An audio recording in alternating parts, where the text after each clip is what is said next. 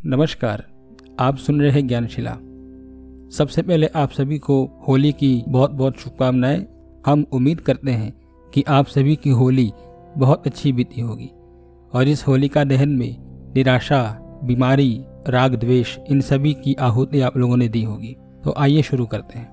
देशभक्ति से भाई जी का जितना प्रेम रहा है ये किसी से छुपा नहीं है, जिसका परिणाम ये था कि उन्हें बहुत बार जेल यात्रा करनी पड़ी।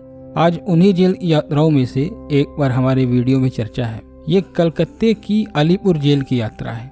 श्री भाई जी की गुप्त समिति में सक्रिय भाग लेने तथा क्रांतिकारियों के मुकदमों की पैरवी में सहयोग देने में भाई जी का नाम भी पुलिस डायरी में आ गया था।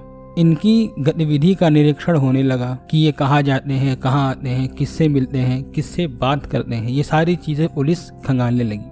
ये बिना किसी भय के अपने काम में भाग लेते रहे। बंदी होने के 1 महीने पहले इनको सूचना मिल गई थी कि सरकार कोई न कोई उपयुक्त अवसर पाकर इन्हें बंदी बनाने की चेष्टा जरूर करेगी। इसे जानकर भी ये न तो कहीं भागकर छिपे और न अपने काम से विरत ही हुए, यानी अपने काम को छोड़ा नहीं, अपने काम को करते रहे।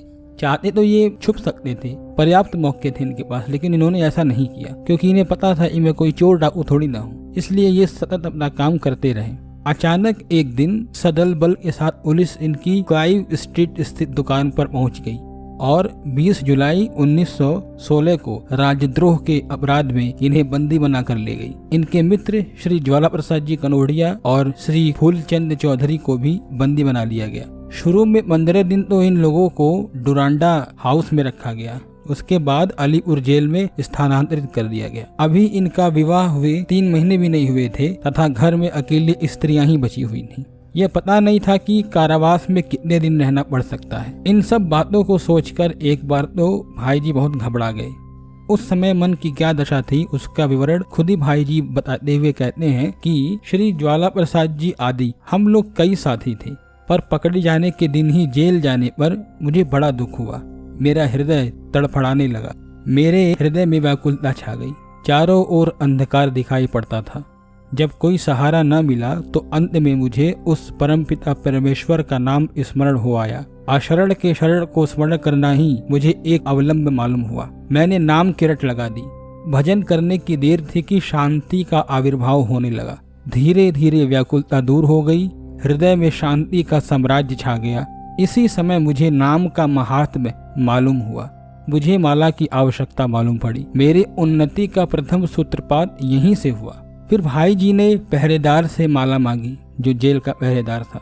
उसने माला देने में तो अपनी लाचारी प्रकट कर दी, लेकिन एक और उपाय बताया कि गिनती करके माला पूरी होने पर कील से दीवार पर एक लकीर खींच दो। इन्हें एक कील दे दी। इनका जप चलने लगा। यानी विपरीत परिस्थितियों में भी नाम जप की साधना भाई जी की नहीं रुकी। यही उद्देश्य है मुख्य इस वीडियो में बताने का। अब वो लकीर खींचते थे, एक माला पूरी हुई है तो उसका लकीर खींच देते थे कील से। वो कील जो इनको उस पहरेदार ने दी थी वो उसी से लाइन खींचते जाते थे दीवार पर। तो राजद्रोह का मुकदमा चलाने की सरकार ने पूरी कोशिश की, परंतु ठोस आधार न मिलने पर संभव नहीं हो सका मुकदमे को आगे बढ़ाना। संदेह के आधार पर लंबे समय के लिए जेल में रहना संभव नहीं था। अतः भारत रक्षा विधान के आदेशानुसार साथियों सहित इनको अनिश्चित काल के लिए नजरबंद करने का आदेश दे दिया गया। सभी साथियों को विभिन्न विभिन्न स्थानों पर जेल भेजा गया। इनको बांकुड़ा से 24 मील दूर शिमलापाल नामक ग्राम में जाने का आदेश मिला। जाने से पूर्व 1 घंटे घर वालों से मिलने की अनुमति मिली। उस 1 घंटे के मिलन में घर वालों की मन स्थिति का अनुमान लगाया जा सकता था।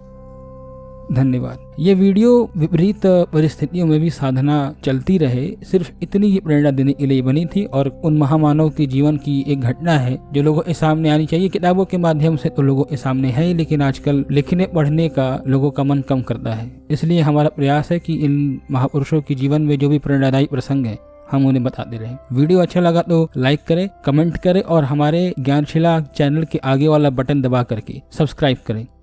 धन्यवाद।